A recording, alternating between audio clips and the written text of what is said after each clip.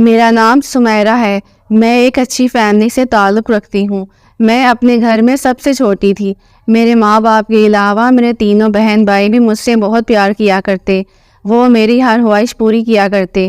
میں جو فرمائش کرتی ہوں اسے پورے کیے بغیر چین سے نہیں بیٹھتے تھے۔ وہ زبان پر الفاظ بعد میں آتے اور خواہش پہلے ہی پوری ہو جایا کرتی۔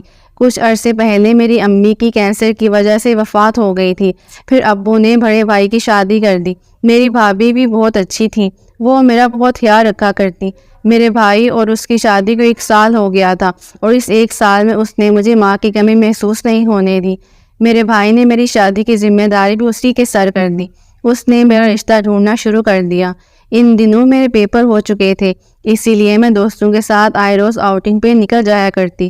یوں ہی ایک دن ہم سب دوسرے ہوٹل میں بیٹھ کے لنچ کر رہی تھیں جب اچانک ویٹر نے پھولوں کا ایک گلدستہ میرے ٹیبل پر رکھ دیا اور کہا کہ کسی نے یہ میرے لیے بھیجے ہیں۔ میں بہت حیران ہوئی کہ میرے لیے کون بھیج سکتا ہے۔ میں نے زیادہ غور نہیں کیا۔ اس کے بعد اکثر ایسے ہی ہونے لگا، مجھے روزانہ پھول ملنے لگے۔ آہستہ آہستہ مجھے بھی ان پھولوں کی عادت ہو گئی۔ میں دیکھنا چاہتی تھی کہ وہ کون ہے جو مجھے پھول دیتا ہے۔ ایک دن میں چھت پر کھڑی تھی کہ میں نے دیکھا کہ ایک شخص جس نے بلیک جیکٹ پہنی ہوئی تھی میرے کمرے کی کھڑکی کے اندر پھول پھینک کر چلا گیا۔ میں بھاگ کر نیچے گئی مگر تب تک وہ شخص جا چکا تھا۔ اسی شام کو بھابھی نے میرا رشتہ طے کر دیا۔ میرا دل نہیں مان رہا تھا مگر میں تو اس پھول بیچنے والے شخص کو جانتی بھی نہیں تھی۔ شاید میری قسمت میں یہی تھا۔ حیرت کی بات یہ تھی کہ جب سے میرا رشتہ طے ہوا تھا شاید اس کا بھی پتہ چل گیا تھا اس کو، کیونکہ وہ اب پھول نہیں بھیجا کرتا تھا۔ شروع میں تو میں اداس رہی مگر پھر میں نے اپنا دھیان اپنی شادی کی تیاریوں میں لگا لیا۔ بہت جلد میری بھابھی نے میری شادی اپنے پسند کے لڑکے سے طے کر دی۔ ہمارا گھرانہ کافی آزاد خیال تھا، اسی لیے شادی سے پہلے کئی بار میرا آمنا سامنا علی سے ہوا، مگر میں نے ہر بار یہی نوٹس کیا کہ وہ کافی سنجیدہ رہنے والا انسان ہے، اتنا گھل مل کر بات نہیں کرتا۔ میں نے بھابھی سے بات کی تو کہنے لگی، ارے اس میں اتنا پریشان ہونے والی کیا بات ہے؟ شادی سے پہلے سارے مرد ایسے ہی روکھے پھیکے ہوتے ہیں، بعد میں سب ٹھیک ہو جاتے ہیں۔ تمہارے بھائی بھی شروع کے دنوں میں ایسے ہی تھے مگر اب دیکھ لو کیسے میرے آگے پیچھے پھرتے ہیں۔ بھابھی کی باتوں سے میری کافی حد تک تسلی ہو گئی اور میں نے شادی کے لیے ہاں کر دی۔ میری شادی علی سے ہو گئی، وہ بہت اچھا تھا۔ ان کے گھر میں میری ساس نند اور ہم دونوں رہا کرتے۔ شادی کے اولین دن چل رہے تھے، سب اچھے سے گزر رہا تھا، لیکن مجھے کچھ حرکتیں علی کی بہت ہی عجیب لگ رہی تھیں۔ وہ بہت تیز پرفیوم لگاتا تھا جو مجھے بالکل اچھے نہیں لگتے، لیکن چونکہ نئی نئی شادی تھی تو میں کچھ کہہ بھی نہیں سکتی تھی۔ شادی کی رات بھی میں تیار ہو کر اسی کا انتظار کر رہی تھی۔ جب وہ دلہا بنے کمرے میں داخل ہوا تو میں اتنے ہینڈسم شخص کو دیکھ کر بہت خوش ہوئی۔ اس نے مجھے ابھی منہ دکھائی ہی دی تھی کہ میری آنکھیں نیند سے بوجھل ہونے لگی اور میں ویسے ہی وہیں سو گئی۔ صبح اٹھی تو مجھے بہت شرمندگی ہوئی، لیکن علی نے کہا کہ کوئی بات نہیں، آپ کو تھکن کی وجہ سے نیند آ گئی ہوگی۔ مجھے اس کی عادت بہت اچھی لگی کہ وہ احساس رکھنے والا ہے۔ ولیمے والا دن بھی بہت تھکا دینے والا تھا۔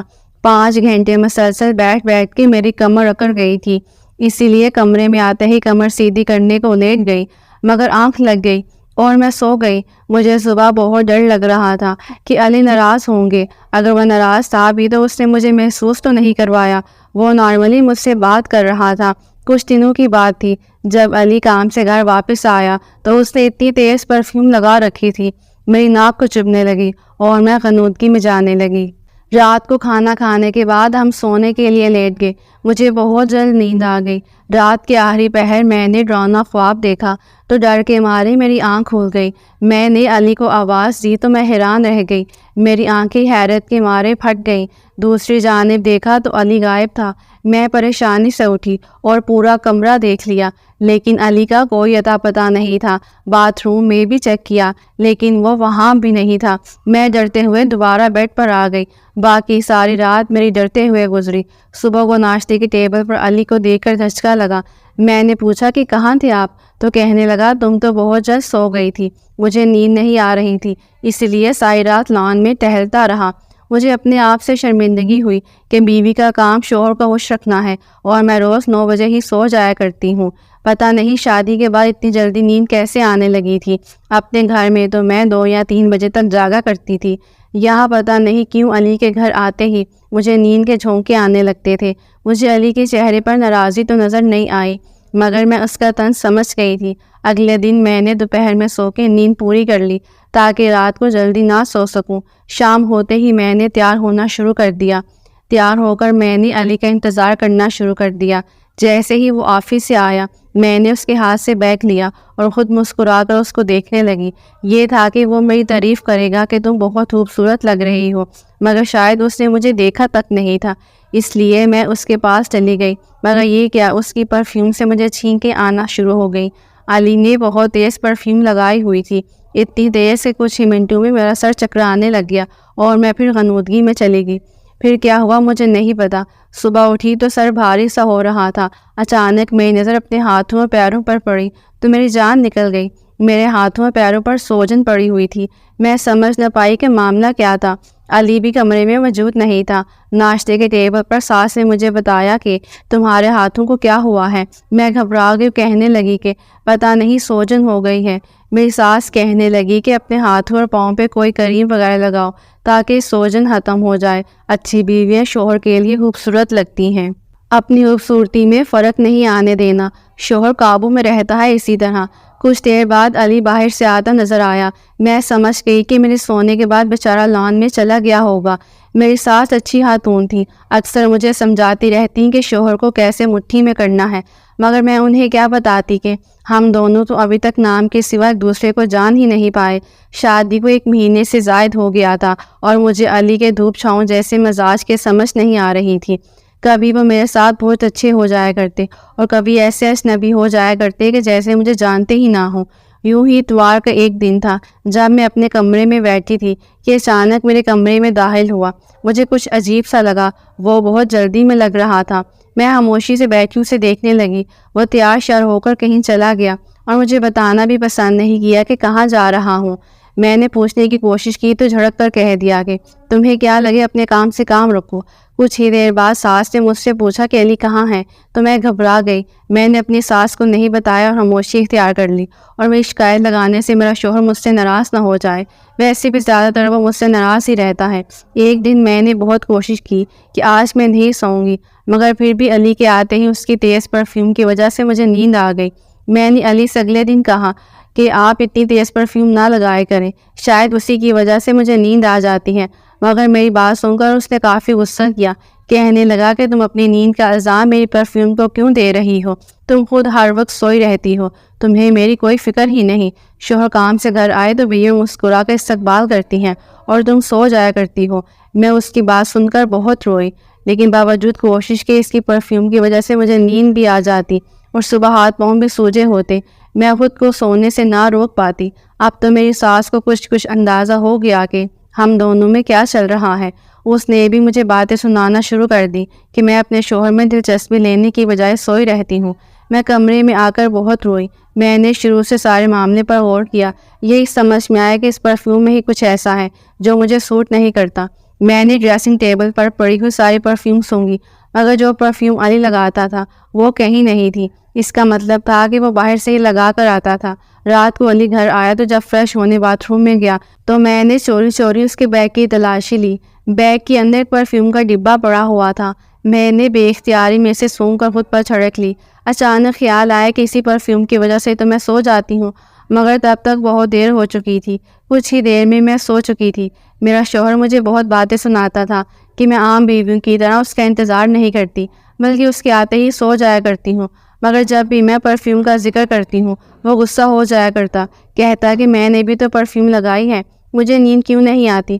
اس کے خیال میں بہانے بناتی تھی تاکہ اس سے دور رہوں، مگر میں کیسے سمجھاتی؟ مجھے تو خود بھی سارے چکر کی سمجھ نہیں آ رہی تھی کہ پرفیوم سے مجھے غنودگی کیوں آ جاتی ہے۔ روز روز اس طرح کے ڈراموں سے میں تنگ آ گئی، اس لیے بس ایک فیصلہ کر لیا کہ اس پرفیوم والے راز تک پہنچ سکوں۔ میں نے علی کے آنے سے پہلے ڈھیر ساری روئی ناک میں ڈالی۔ علی آئے تو ان کے سامنے میں نیند آنے کا بہانہ کیا اور بیڈ پر جا کے لیٹ گئی۔ میں نے تھوڑی سی آنکھیں کھول کر دیکھا، علی نے اپنے بیگ سے وہی پرفیوم نکالی اور مجھ پر دوبارہ ڈھیر ساری جھڑک دی۔ میں شزدہ رہ گئی۔ یعنی وہ خود چاہتا تھا کہ میں سو جاؤں اور الزام مجھے دیتا رہا کہ میں جان بوجھ کر سو جاتی ہوں۔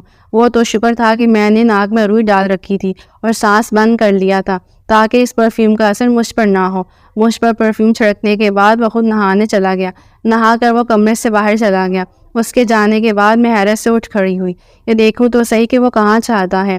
علی ساری رات لان میں کسی سے فون پر بات کر رہا تھا۔ میں اس دن کا شکار ہو گئی تھی کہ آخر یہ کیا ماجرا ہے۔ وہ مجھے خود سے دور کیوں کر رہا تھا اور الزام بھی مجھ پر لگاتا تھا؟ آخر وہ ایسا کیوں کر رہا تھا؟ شاید وہ مجھے پسند نہیں کرتا تھا۔ میں اس کے دل میں جگہ بنانا چاہتی تھی، اس لیے اگلے دن میں نے بازار جانے کا فیصلہ کیا تاکہ اپنے شوہر کے لیے کچھ گفٹ لے سکوں۔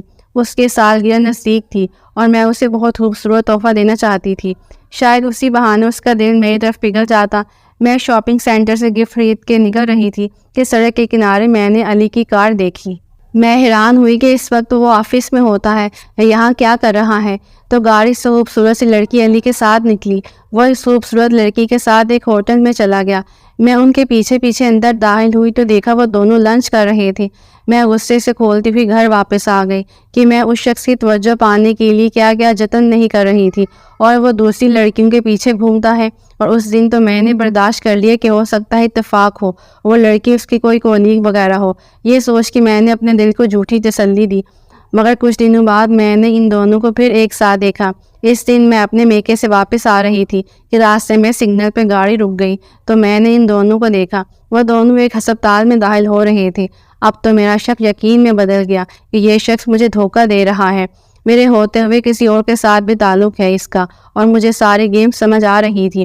یقیناً میرا شوہر مجھ سے شادی نہیں کرنا چاہتا تھا، اسی لیے ہر روز رات کو جان بوجھ کے مجھے سلا کر اس کے پاس چلا جاتا ہوگا۔ میں نے فیصلہ کر لیا کہ میں اس راز کی تہہ تک پہنچ سکوں گی۔ میں اپنا شوہر ہرگز بھی کسی کے ساتھ شیئر نہیں کر سکتی کیونکہ مجھے اس سے بہت محبت ہو گئی تھی۔ میں نے سوچ لیا تھا کہ وہ جس عورت کے چکر میں بھی ہے انہیں اس کے جنگل سے نکال کر رہوں گی۔ ان دنوں ایک اور مشکل کا بھی مجھے سامنا کرنا پڑا۔ میری ساس آئے روز مجھے پوچھتی کہ بہو خوشخبری کب سنا رہی ہو۔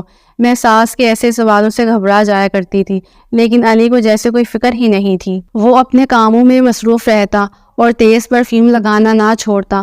اب تو میں نے بھی ضد میں آ کر اسے کہنا چھوڑ دیا تھا اور جان بوجھ کر اس پرفیوم کی وجہ سے میں جلدی سو جایا کرتی تھی۔ سارا دن بھی میرا الجھن میں گزرتا۔ ایک دن میرا انہی سوچوں میں بی بہت شوٹ کر گیا اور میں بے ہوش ہو گئی۔ ہوش میں آئی تو ہسپتال میں تھی۔ مجھے ڈاکٹر نے بتایا کہ تمہارے شوہر نے تمہارا بہت خیال رکھا تھا، پچھلے 2 دن سے یہی تھا۔ مجھے سن کر خوشگوار حیرت ہوئی، لیکن نظر جو ہی اس ڈاکٹر پر پڑی میری جان نکل گئی۔ وہ تو وہی لڑکی تھی جس کو 2 بار میں اپنے شوہر کے ساتھ دیکھ چکی تھی۔ وہ ڈاکٹر مسکراتے ہوئے چلے گی۔ مجھے جو تھوڑی دیر بعد پہلے اپنے شوہر کا سن کر حیرت ہوئی تھی، اب سمجھ میں آ گیا کیوں وہ 2 دن یہاں رہا تھا۔ یقیناً اسی ڈاکٹر کی وجہ سے۔ اس ڈاکٹر کے قریب رہنے کا اسے بہانہ جو مل گیا تھا۔ وہ تھی ہی اتنی خوبصورت کہ کسی کا بھی دل اس پر آ سکتا تھا، اور یہی بات میرے دل کو چبھ رہی تھی۔ میری طبیعت ٹھیک ہوئی تھی تو بھابھی اور بھائی مجھے لینے آ گئے کچھ دن بعد۔ اب ہمارے ساتھ رہو۔ ان کے ساتھ اپنے گھر چلی گئی۔ اپنے کمرے میں آ کر جب میں نے الماری سے کپڑے نکالے تو بہت سے سوکھے ہوئے پھول ملے۔ ان پھولوں کو دیکھ کر مجھے سب یاد آ گیا۔ کوئی مجھے چاہتا تھا اور دیوانہ وار پھول بھیجا کرتا تھا، اور میں آج جس کو چاہتی تھی اس کو کوئی قدر ہی نہیں تھی میری۔ اگلے دن بھائی مجھے دوبارہ ہسپتال لے گیا کہ ڈاکٹر نے کہا تھا تمہارا چیک اپ ایک بار پھر کروانا ہے۔ میں بھائی کے ساتھ ابھی کوریڈور میں تھی جب میں نے علی کو اس ڈاکٹر لڑکی کے ساتھ اسی کمرے میں جاتے دیکھا۔ اس لڑکی نے گود میں بچہ بھی اٹھایا ہوا تھا۔ یہ دیکھ کر میرا دل دکھ سے بھر گیا۔ میں بیمار تھی اور میرا شوہر اپنے ہی چکروں میں تھا۔ میں بھاگ کر گاڑی میں بیٹھ گئی۔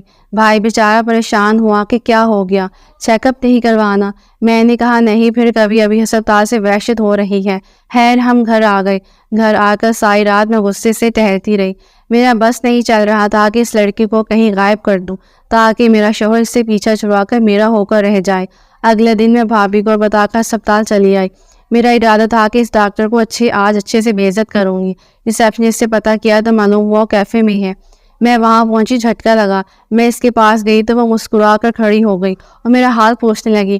ساتھ کھڑے آدمی کی طرف اشارہ کر کے بولی کہ یہ میرے ہسبینڈ ہیں اور یہ میرا کیوٹ سا بیٹا ہے۔ اس نے کرسی پر بیٹھے ہوئے 2 سال کے بچے کو اٹھاتے ہوئے کہا جو میں نے کل اس کی گود میں دیکھا تھا۔ میری حیرانگی دیکھ کر وہ ہنس پڑی، کہنے لگی ہم دونوں کی پسند کی شادی ہے، کسی کو لگتا ہی نہیں کہ میں ایک بچے کی ماں بھی ہوں۔ میں یہ سب توقع نہیں کر رہی تھی، میں تو سمجھ رہی تھی کہ وہ میرے پر ڈوری ڈال رہی ہے، مگر وہ تو خود شادی شدہ ایک بچے کی ماں تھی۔ وہ اپنی زندگی میں بہت خوش لگ رہی تھی۔ پھر علی کے ساتھ اس کا کیا تعلق؟ وہ کہنے لگی کہ علی ہر وقت تمہاری ہی باتیں کرتا رہتا ہے، تم بیمار تھی تو اس بیچارے نے تمہارا بہت خیال رکھا، تم بہت لگی ہو کہ تمہیں علی جیسا شوہر ملا۔ اس ڈاکٹر کی باتیں سن کر میرا دماغ گھوم گیا۔ کیوں وہ جھوٹ بول رہی تھی؟ علی تو میری طرف دیکھنا پسند بھی نہیں کرتا تھا۔ یہی بات میں نے بھی کہہ دی تو وہ بے یقینی سے میری طرف دیکھ کر بولی، تمہیں حقیقت کا علم نہیں ہے، جاؤ جا کر سچ معلوم کرو۔ اس کی یہ بات سن کر مجھے احساس ہوا کہ واقعی مجھے خود سچ معلوم کرنا چاہیے، اور یہ تب بھی ہو سکتا ہے تھا جب میں واپس چلی جاتی۔ میں ہسپتال سے گھر واپس چلی آئی۔ میری ساس اور نند مجھے دیکھ کر بہت خوش ہوئی۔ میں نے انہیں منع کر دیا کہ علی کو مت بتائیے گا کہ میں واپس آ گئی ہوں۔ علی کو معلوم نہیں تھا کہ میں گھر پر ہوں، اس لیے آج جب وہ کمرے میں آیا تو اس نے پرفیوم نہیں لگائی۔ میں دیکھنا چاہ رہی تھی کہ آج وہ مجھے سلانے کے لیے کیا ترکیب لگاتا ہے۔ مجھے کمرے میں دیکھ کر گھبرا گیا۔ کہنے لگا کہ تم کب آئی؟ میں نے کہا آپ خود ہی کہتے ہیں نا کہ میں آپ کے آتے ہی سو جاتی ہوں، اس لیے آج آپ کا شکوہ ختم کرنے کا سوچا ہے۔ علی کی رنگت فک ہو گئی۔ کہنے لگا کہ نہیں، تم سو جاؤ، تمہاری طبیعت ٹھیک نہیں ہے، میں اسٹڈی روم میں جا رہا ہوں، مجھے کچھ کام ہے۔ وہ اٹھ کر کمرے سے باہر چلا گیا۔ مجھے بہت غصہ آ گیا۔ میں نے غصے سے کمرے میں موجود چیزیں پھینکنا شروع کر دی۔ میں نے الماری سے کپڑے نکال کر بیڈ پہ پھینکنا شروع کر دیے۔ میں نے گھر واپس جانے کا سوچ لیا تھا۔ الماری سے کپڑے نکالتے ہوئے میں نے ایک سفید لفافہ دیکھا، نہ چاہتے ہوئے بھی میں نے اٹھا لیا۔ وہ کسی ہسپتال کا تھا، شاید میری ہی رپورٹس ہوں۔ یہی سوچ کے میں نے وہ کھول لیا، لیکن جیسے جیسے میں پڑھتی گئی میرے قدموں تلے سے زمین نکلتی گئی۔ وہ رپورٹس علی کی تھیں، اسے برین ٹیومر تھا۔ یہ حقیقت مجھ سے برداشت نہیں ہوئی اور میں زمین پر گر گئی۔ مجھے یقین نہیں آ رہا تھا کہ یہ سچ ہے۔ میں بھاگتی علی کے پیچھے اسٹڈی روم میں گئی اور ایک اور دھچکا لگا۔ اس کے اسٹڈی روم میں ہر طرف میری ہی تصویریں لگی ہوئی تھیں، اور وہ ساری ان مواقع کی تھی جب وہ مجھے پھول بھیجا کرتے تھے۔ اس کا مطلب یہ تھا کہ وہ پھول بھیجنے والا علی ہی تھا۔ یہ جان کر میرے سر پر آسمان ٹوٹ پڑا کہ سامنے جا کر اس کی رپورٹس رکھ دی تو وہ چونک پڑا۔ میں نے روتے ہوئے پوچھا کہ یہ سب کیا ہے؟ تم نے یہ سب مجھ سے کیوں چھپایا؟ اس نے شرمندگی سے کہا، میں تمہیں بہت پسند کرتا تھا، مجھے تم اچھی لگتی تھی، میں ہی تمہیں وہ پھول بھیجا کرتا تھا اور تمہاری تصویر کھینچ کر یہاں اسٹڈی روم میں لگا دیا کرتا۔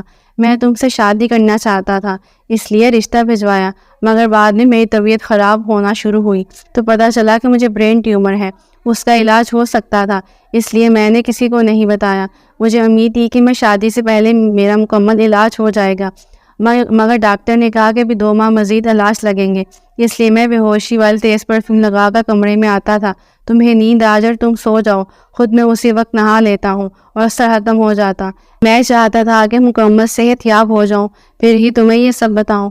میں نے سوچ رکھا تھا کہ اگر میں صحت یاب نہ ہوا تو تمہیں آزاد کر دوں گا تاکہ تمہارے ساتھ ناانصافی نہ ہو۔ وہ لڑکی میرے کالج کی دوست اور میرے دوست کی بیوی ہے اور ڈاکٹر بھی ہے۔ میرا علاج اس کے ہسپتال میں ہو رہا ہے اور وہی کر رہی ہے۔ میں جانتا ہوں کہ تم مجھ پر شک کر رہی تھی، تم نے ہمیں اس دن لنچ کرتے ہوئے دیکھ لیا تھا، اسی دن میرا دوست بھی ہمارے ساتھ ہی تھا۔ راستے میں اسے ضروری کام پڑ گیا تو وہ کہنے لگا کہ تم لوگ جا کر کھانا شروع کرو، میں 10 منٹ میں آتا ہوں۔